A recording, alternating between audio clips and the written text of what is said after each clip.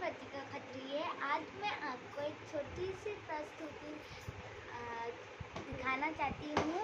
अगर मुझसे कोई भूल हो तो मुझे क्षमा कर देना। चलिए आगे बढ़ते हैं। क्या सुना रहे हैं? हम क्या सुना रहे हो? हम वो ऐगिरि नंदिनी वाला भजन।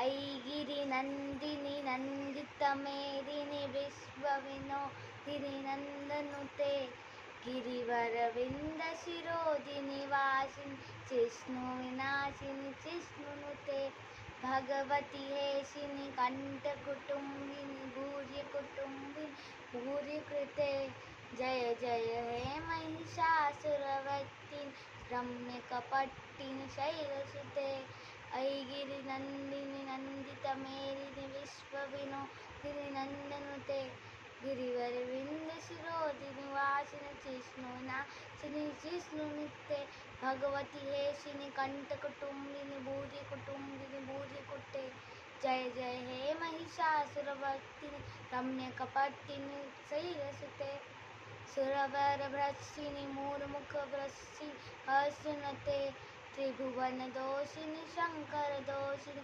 जिष्णु सबोषिनी रम्य करते। धन्यवाद।